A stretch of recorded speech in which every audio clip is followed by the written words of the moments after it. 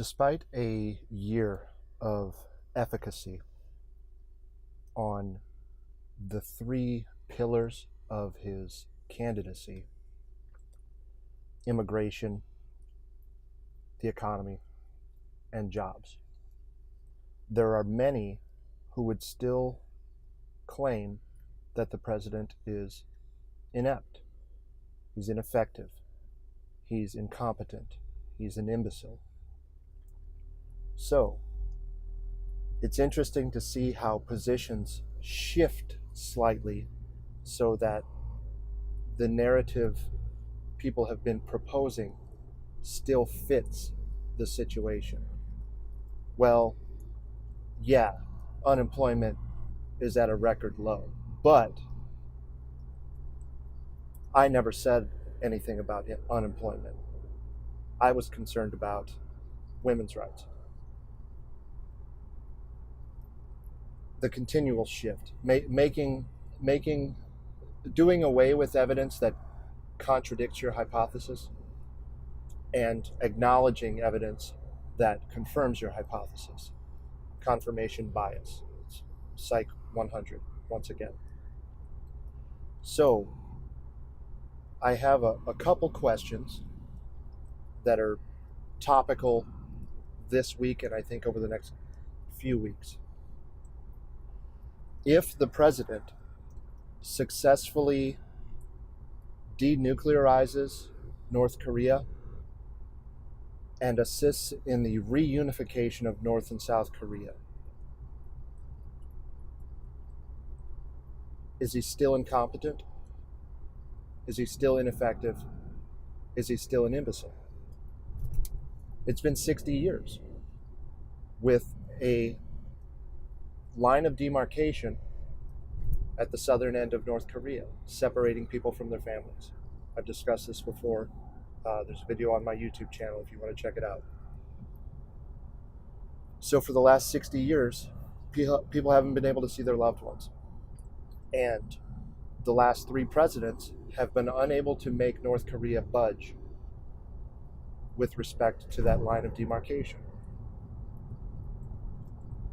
This guy's a deal maker, a professional deal maker. So, is he an ineffective deal maker when he's making deals that you were unable to make, that we collectively have been unable to make, that Bill Clinton, George Bush, and Barack Obama were unable to make? Is he still ineffective? What if the U.S. doesn't have to do anything in order to make that happen? What if when the president called out Xi and called out Putin and said, look, Kim Jong-un is launching rockets literally in your backyard. What are you doing about this? And then steps back. I've just insulted you indirectly. And I've called your masculinity into question.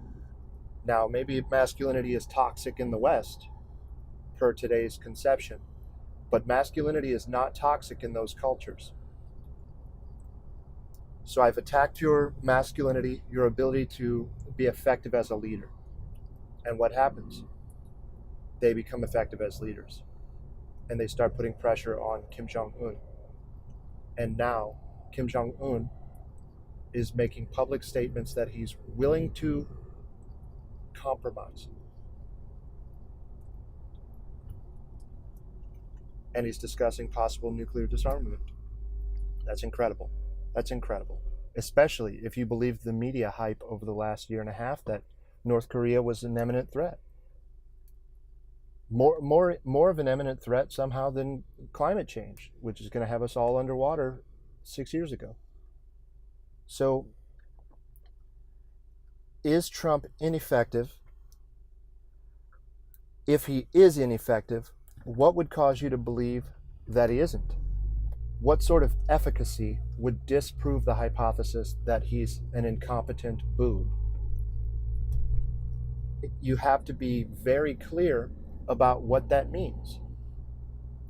your claim that he's incompetent, your claim that he's ineffective, that he's a loose cannon, that he's going to bring us into World War III with his rhetoric and his tweets.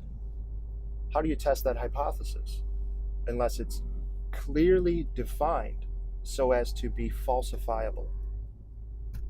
Well, if he does this thing, then he's competent. So, an ineffective president likely would have taken action that would have tanked the stock market. He didn't. An ineffective president would have reacted inappropriately to Kim Jong-un's aggression. He didn't. An ineffective president, rather than stating that he was considering tariffs, may have imposed them.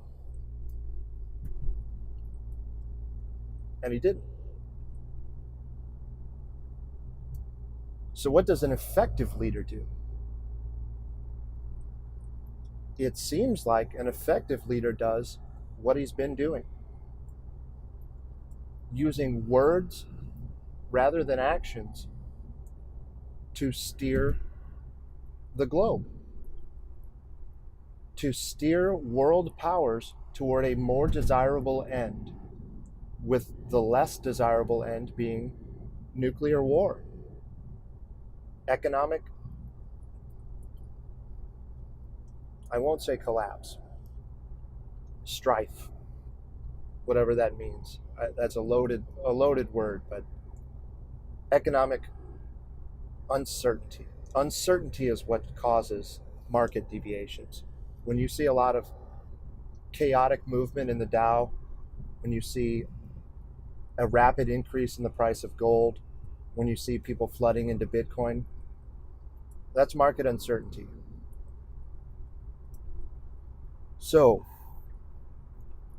I asked the question, what would make Trump a competent leader? What would make Trump an effective leader? Falsify your own hypothesis. I believe, to take a current issue, let's look at trade agreements. If the president unsuccessfully negotiates trade deals, that's an example of being an ineffective leader. If the public's perception is that it's the president's job to act as the face of America for international relations and negotiations, doing that effectively means avoiding negative outcomes, whatever that means. It's subjective, I suppose, but objectively, negative outcomes would be dollar crash, stock market crash, 20% or better. Positive outcomes would mean a continuously stable economy in terms of stock valuations and dollar valuations against other hedge currencies. So, with those two things in mind, examine the next few weeks. Everyone's screaming about a trade war, though no economic sanctions on steel and aluminum have been implemented. They've been proposed, whatever that means. They've been tweeted about. So, I flash you my cards and I wait for you to move.